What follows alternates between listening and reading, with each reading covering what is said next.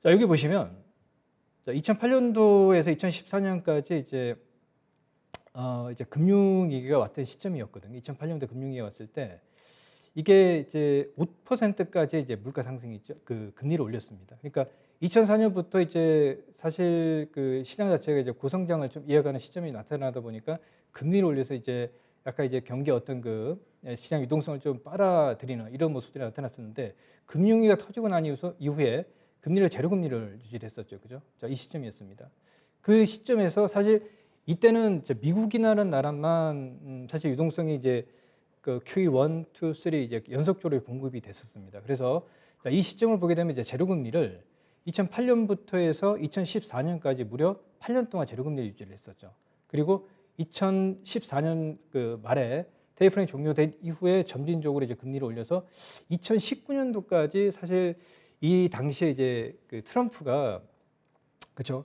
이 보호무역으로 인해서 이제 미국이라는 나라가 이제 성장이 2.5에서 3%까지, 우리나라의 성장을 보게 되면 그렇게 크게 고도 성장이 나타나지 않았었거든요.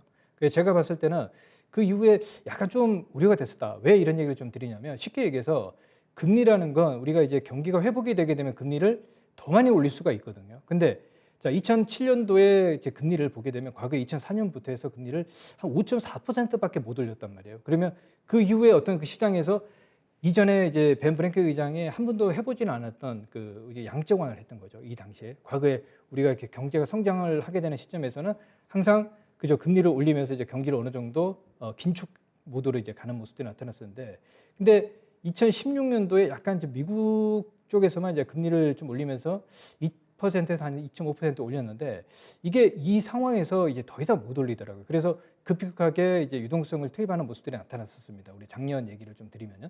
그러면 과거 2008년도에는 어떤 모습이 나타났는지 한번 쭉 보시면, 자, 이게 한꺼번에 오른 게 그 유동성이 그 투입이 된 게 아니거든요. 자, 보시면 2008년 12월부터 2010년 3월까지, 자, 이 시점에 QE1, 그러니까 이게 어떤 자산 매입을 했는지, 자, 잠시 후 말씀을 좀 드리겠습니다. 그리고 2010년도 11월부터 2011년도 6월까지 QE2, 자, 이때는 또 어떤 자산을 매입을 했는지, 그리고 만약에 아까 조금 전에 말씀을 좀 드렸는데 우리 시청자 기억을 하실지 모르겠습니다만, 2012년도 같은 경우는 여기서 그저 물가가 그죠 4%까지 오르다 보니까 여기서 바로 또 양적 완화를 하지 못했어요. 그래서 단기 국채를 장기 국채로 돌리는 이제 오프레인 트위스트를 시행을 했던 겁니다.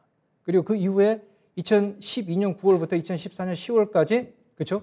자, QE3를 진행하면서 이제 다시 한번 양적 완화를 시행했던 시점인데, 자, 우리가 지금과 작년에 우리가 연준에서 이제 자산 매입 프로그램이라든지 자, 지금 현재 프로그램을 보게 되면 굉장히 틀리죠. 급하다는 거죠.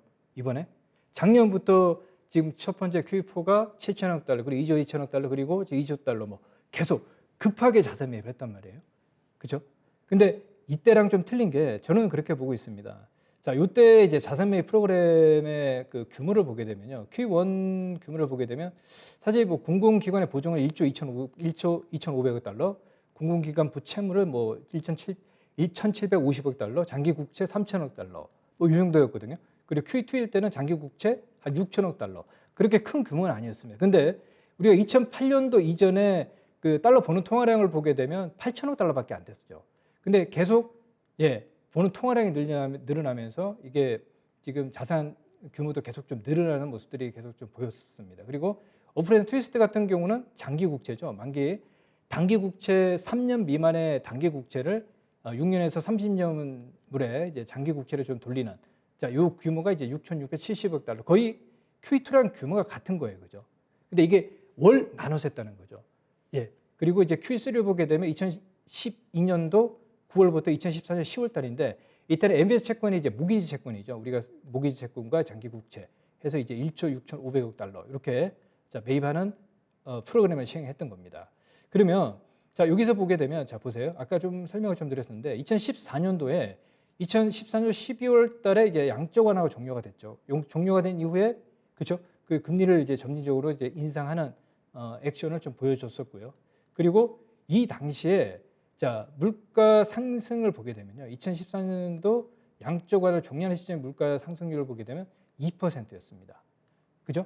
아까 만약에 2012년부터 해서 자, 이따 이 QE3가 진행이 됐었거든요. 근데 2012년도에 물가 상승률을 보게 되면 4%란 말이에요. 근데 이 당시에 제가 판단했을 때는 어떤 모습이 보이냐면 이 4% 물가 상승이 굉장히 좀 부담스럽다는 거죠.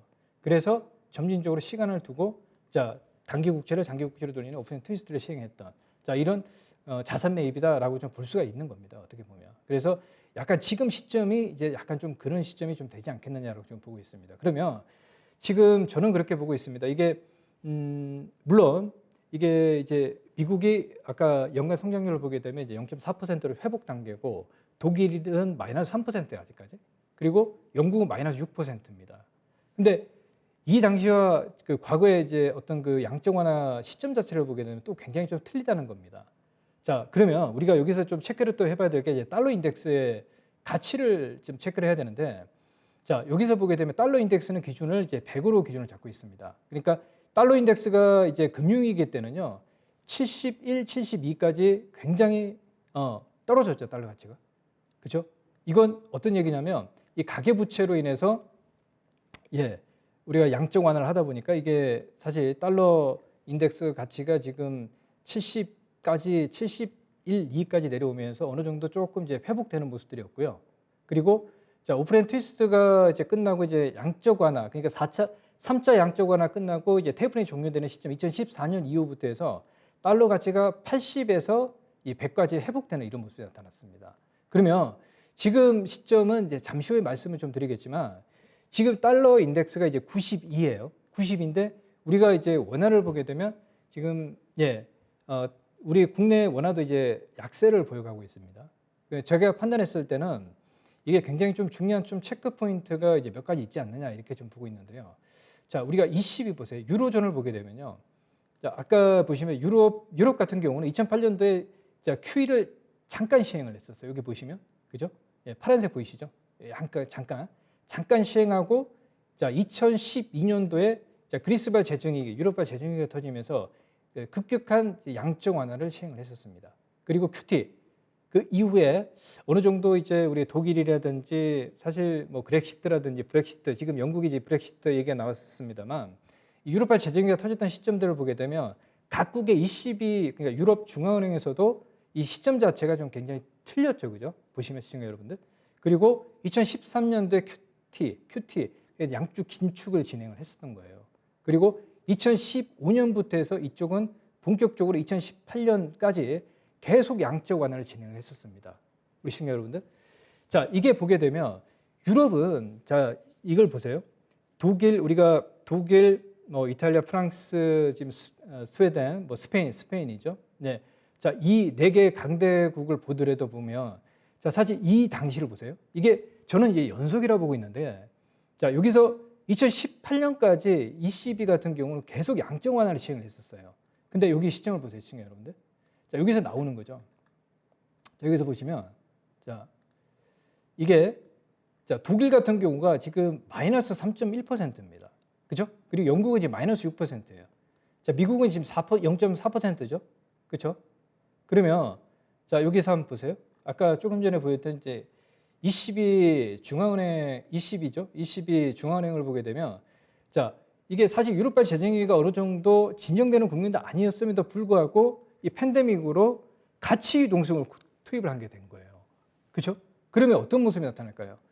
만약에 저는 이렇게 좀 보고 있거든요. 이게 지금 여러 가지 지금 지수가 많이 오른 상황이기 때문에 여기서 연준도 저는 이제 작년에 우리 시청자 여러분들 많이 지금 저를 이제 보셨던 분들 같은 경우는 제가 이제 그런 얘기를 많이 했습니다. 연준도 작년에는 이제 멈출 수가 없다. 계속 무한 양적 완화를 해야 된다라는 말씀을 좀 드렸었거든요. 그리고 ECB도 마찬가지예요. ECB의 재정이 어느 정도 좀 좋아지는 모습들이 아니었음에도 불구하고 2018년도 굉장히 좀 위태위태했었는데 이게 다시 한번 양적 완화를 또 시행하는 모습들이 보여줬고요. 그리고 자, 여기 보세요. 자, BOE 보세요. 영란은행 같은 경우 보세요. 영란은행은 굉장히 또 2008년도에 QE1 그죠? 좀 진행하고 QT 자, 양적 긴축을 진행한 이후에 2011년도 사실 유럽발 재정위기는 2012년도에 터졌거든요. 근데 그 전에 먼저 영란은행에서는 양적 완화를 시행을 했었습니다. 근데 지금이랑 좀 틀려요, 그죠? 그리고 2016년도에 이제 브렉시트로 인해서 자, 영국 같은 경우는 2016년도, 17년도 계속 진행이 됐던 시점이었거든요. 그죠? 그러니까 영국 아까 경제 성장률을 보게 되면 어떤 모습이 나타나냐면 마이너스 6%예요. 그죠? 그러면 이게